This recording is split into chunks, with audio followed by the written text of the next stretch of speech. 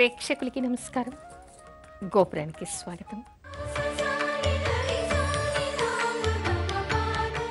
ఈరోజు గోపురంలో సాంప్రదాయాలు చెప్పుకునే ముందుగా అర్చనలో మన ఇష్టదైవాన్ని స్మరించుకుందాం.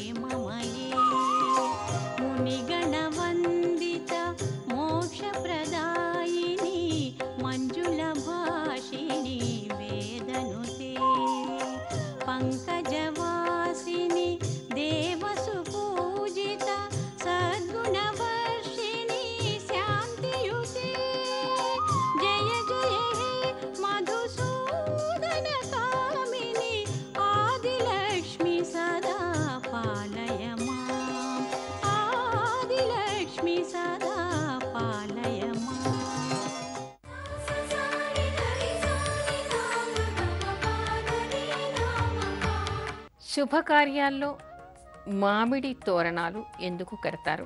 కొంతమంది ప్రేక్షకులు ఉత్తరాలు రాశారు.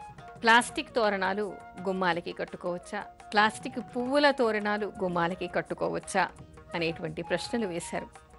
అందుకని ప్రత్యేకంగా మనం ఈరోజు ఆ అంశాన్ని చెప్పుకుంటూ ఉన్నాం.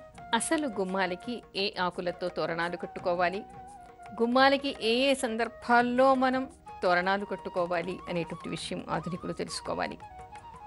ఈ రోజుల్లో అయితే అందంగా కనిపించాలి, డెకరేషన్ ఉండాలి అనేటువంటిది మాత్రమే అర్థమవుతోంది. అందుకని అందరూ కూడా గుమ్మాలకి రకరకాల పువ్వులు, అవి కూడా ప్లాస్టిక్ పువ్వులు, తర్వాత ప్లాస్టిక్ వాటితో కుట్టినటువంటివి, ప్లాస్టిక్ వాటితో చేసినటువంటివి మామిడి తోరణాలు, తమలపాకు తోరణాలు, పసుకుంకంలాగా ఉండేటువంటివి, నామాలు, ఇలా రకరకాల డిజైన్స్ తెచ్చి గుమ్మాలకి కట్టుకుంటూ ఉన్నారు.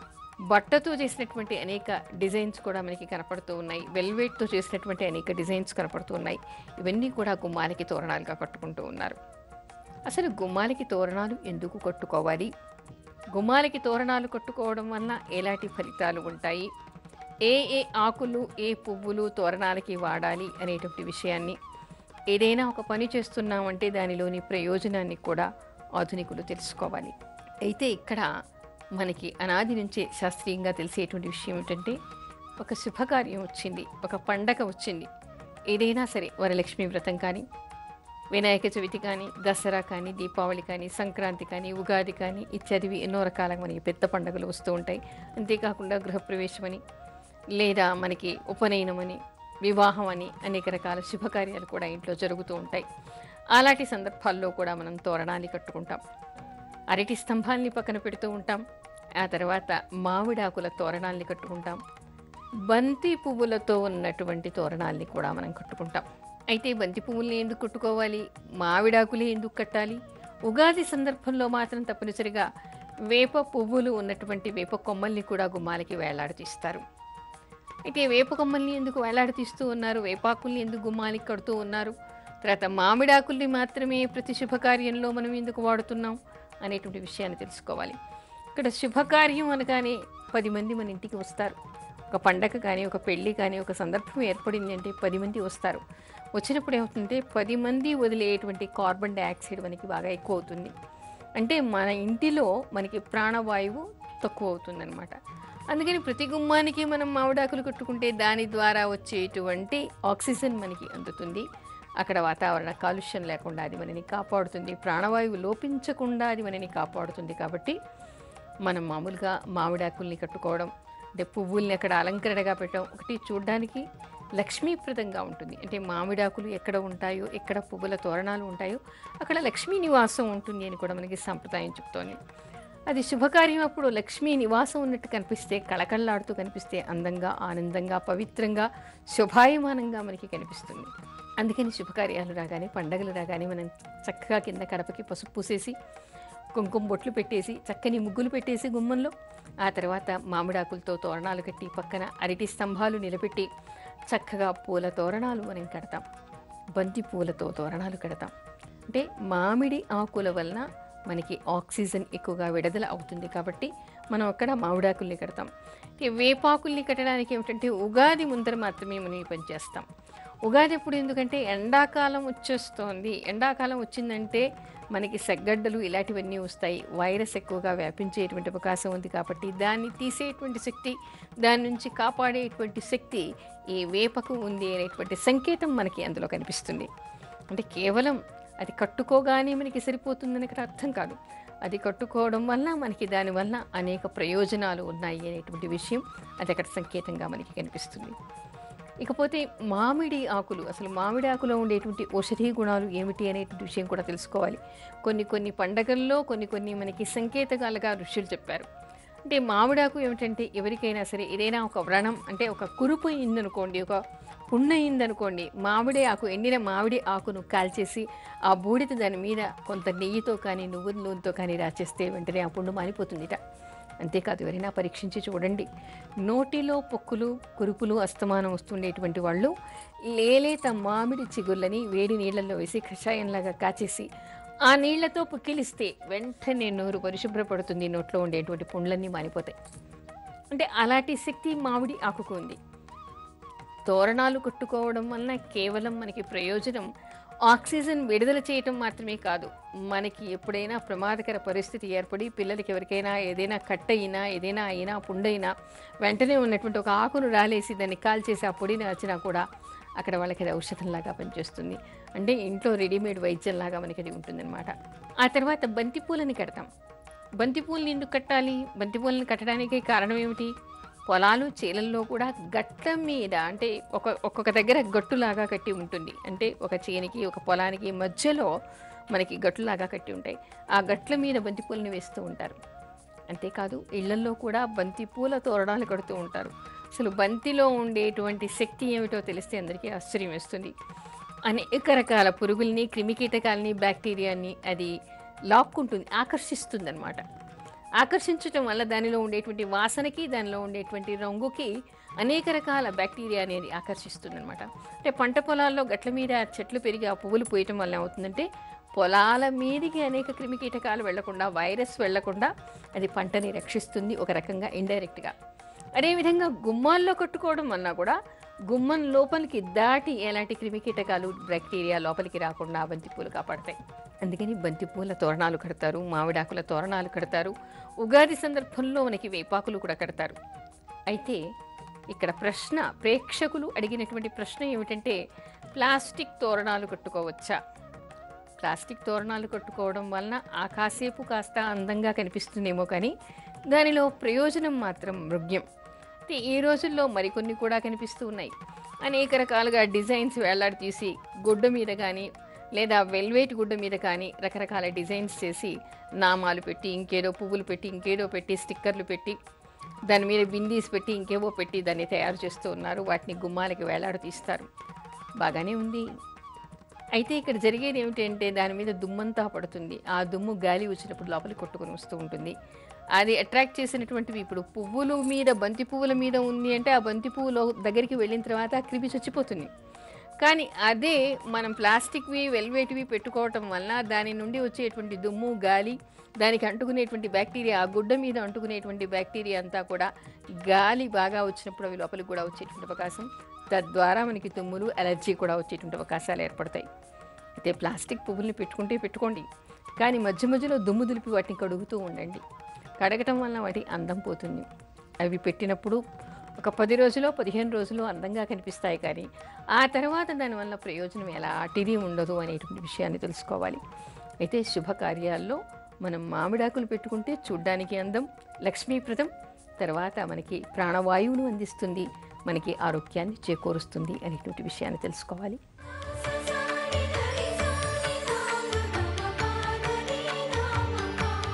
ఎండాకాలం ఎలాంటి విసనకర్రలు వాడాలి? ఈ రోజుల్లో అందరూ నవ్వుకోవచ్చు. ఇప్పుడేం విసనకర్రలండి, హాయిగా ఏసీలు వచ్చేసాయి, ఫ్యాన్లు, ఎయిర్ కూలర్లు వచ్చేసాయి, ఇప్పుడు విసనకర్ర ఎవరు వాడతారు అని. కానీ ఏసీ నడవాలన్నా, లేదా మనకి కూలర్ నడవాలన్నా, లేదా ఫ్యాన్ నడవాలన్నా కరెంట్ అంటూ ఉండి తీరాలి. ఇన్వర్టర్లు పెట్టుకున్న గంటో 2 గంటల కంటే కూడా మనకి బ్యాకప్ ఉండటం లేదు. కరెంట్ ఏమో మన దేశవ్యాప్తంగా అన్ని రాష్ట్రాల్లో కూడా కొన్ని గంటల పాటు పోతోంది. మరి ఎండాకాలం వచ్చేసింది. ఇప్పుడు ఎండ తాపం నుంచి, వేడి నుంచి మనని మనం ఏ విధంగా రక్షించుకోవాలి?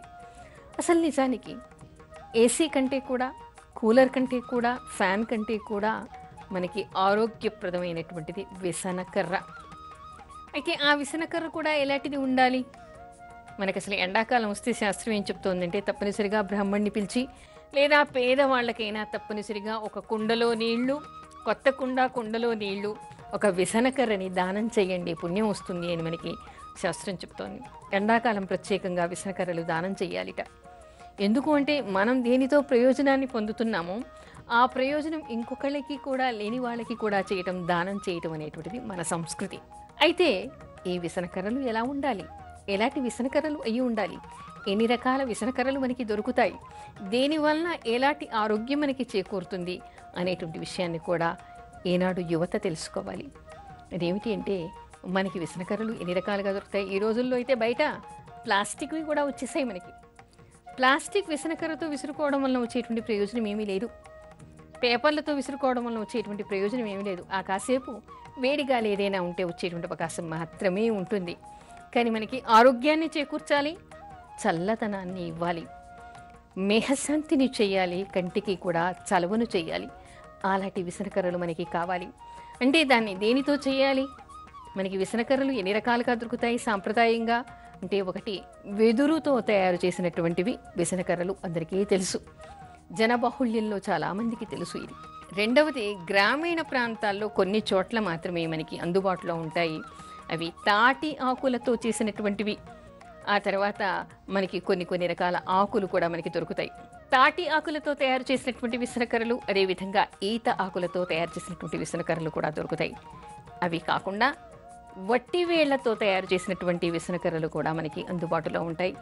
అయితే అవి వెతికి తీసుకోవాలి, అన్ని చోట్ల మనకి అందుబాటులో ఉండవు. వట్టి వేళ్ళు అంటే దీన్ని మామూలుగా ఖస్ఖస్ అంటూ ఉంటారు.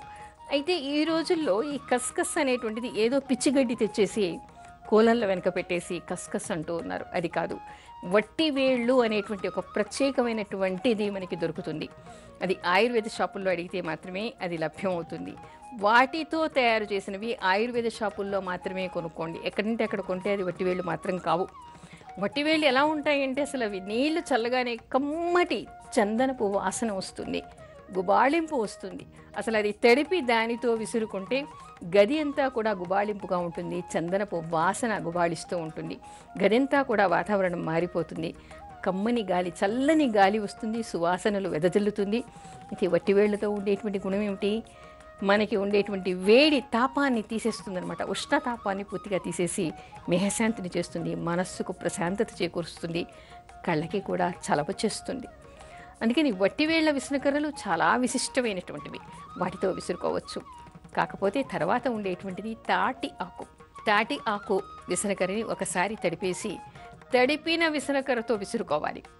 కొంచెం బరువు అనిపించినా కూడా దానివల్ల వచ్చేటువంటి గాలి మనకి ఆరోగ్యానికి చాలా మంచిది. ఆ తర్వాత మామూలు వెదురు విసనకర్ర కూడా తడిపేసి ఆ తడిపినటువంటి విసనకర్రతో విసురుకోవాలి. దానివల్ల వేడి గాలి కాకుండా చల్లని గాలి మనకి వస్తుంది. పిల్లలు కూడా హాయిగా సేదతీరి నిద్రపోతారు. అందుకని మనకి విసనకర్రలన్నీ కూడా తాటి ఆకులతో చేసినవి కానీ, వెదురుతో చేసినటువంటివి కానీ, వట్టివేళ్లతో చేసినటువంటివి కానీ, ఈతాకులతో చేసినవి, ఇవన్నీ కూడా మనకి మేహశాంతిని చేకూరుస్తాయి. అంటే దానం చేయటానికి ప్రత్యేకం మాత్రం ఈతాకులు, తాటి ఆకులు చేయకూడదు. దానం చేసేటువంటి విసనకర్ర ఎప్పుడు కూడా వెదురుతో చేసింది కానీ, వట్టివేళ్లతో ఉన్నది కానీ చేయాలి. ఎందుకంటే వెదురును మహాలక్ష్మి స్వరూపంగా మనం చెప్పుకుంటాం. అందుకని వెదురుతో తయారు చేసిన దేనిని దానం చేసినా కూడా సంపదలు చేకూరుతాయిట, వంశవృద్ధి జరుగుతుందిట. అంటే వెదురుకి వంశీ అనేటువంటి పేరు కూడా ఉంది. దాన్ని దానం చేయటం వల్ల వంశవృద్ధి జరగటం, ఆ తర్వాత సంపదలు చేకూరటం, అంతేకాకుండా మనకు పూర్వజన్మ చేసినటువంటి పాపాలన్నీ పరిహారం కావటం ఇత్యాది లాభాలు కూడా దీనిలో ఉన్నాయి. అందుకని విసనకర్రల్లోకి విశిష్టమైనటువంటివి మొట్టమొదటిగా వెదురుతో చేసినటువంటివి, వట్టివేళ్లతో చేసినటువంటివి. విసురుకోవడానికి అయితే తాటి ఆకులతో, ఈతాకులతో చేసినవి కూడా విసురుకోవడానికి ప్రయోజనకారిగానే ఉంటాయని చెప్పేసి మనకి శాస్త్రం చెప్తోంది. మనకి విజయనగరం నుంచి కంభంపాటి మధుసూదన్ గారు ఉత్తరం రాశారు.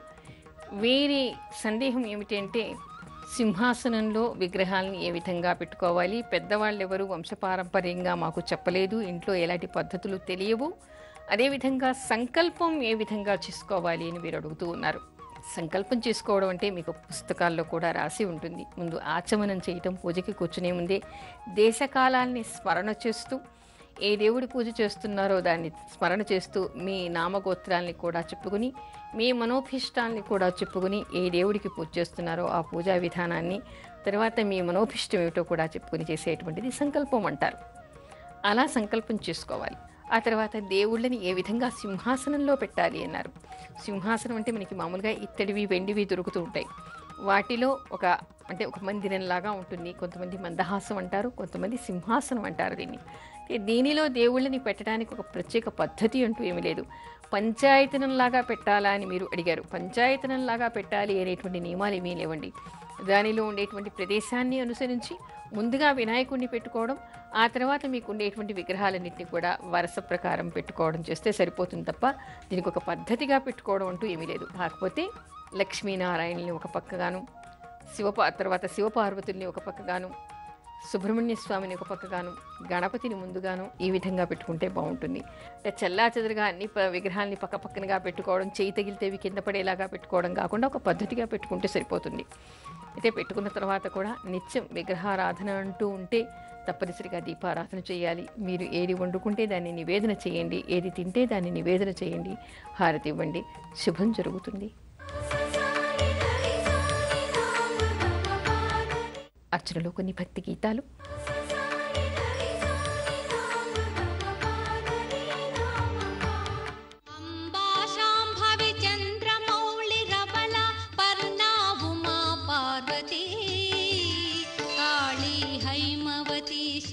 త్రినయని కాత్యాయని భైరవి సావిత్రి నవయౌవన శుభకరి సామ్రాజ్య లక్ష్మీ ప్రదా చిత్రూపి పరదేవత భగవతి శ్రీరాజరాజేశ్వరి.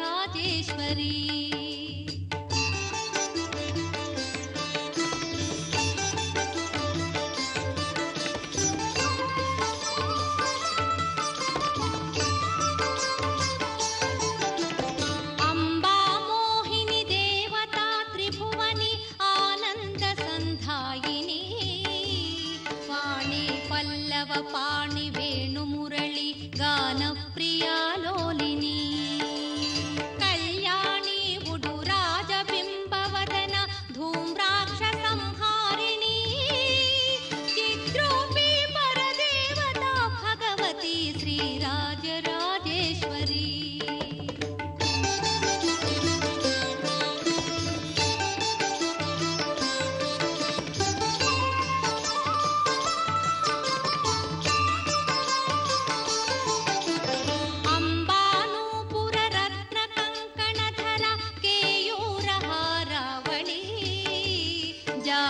పంకజ వైజయంతి లహరి త్రైవేయ వైరాజితా వీణాగాన వినోద మండితకర వీరాసనే సంస్థితా చిత్రూపి పరదేవత భగవతి శ్రీరాజరాజేశ్వరి.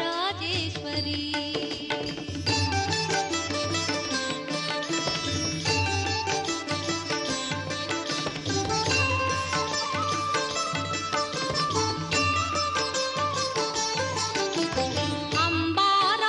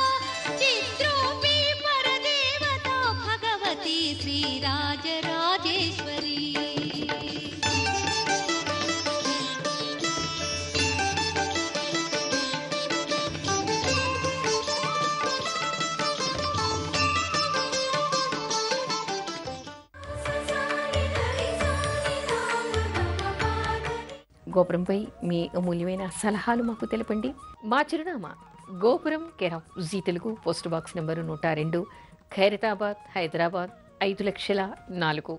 మా ఈమెయిల్ ఐడి gopuram.ztelugu@gmail.com.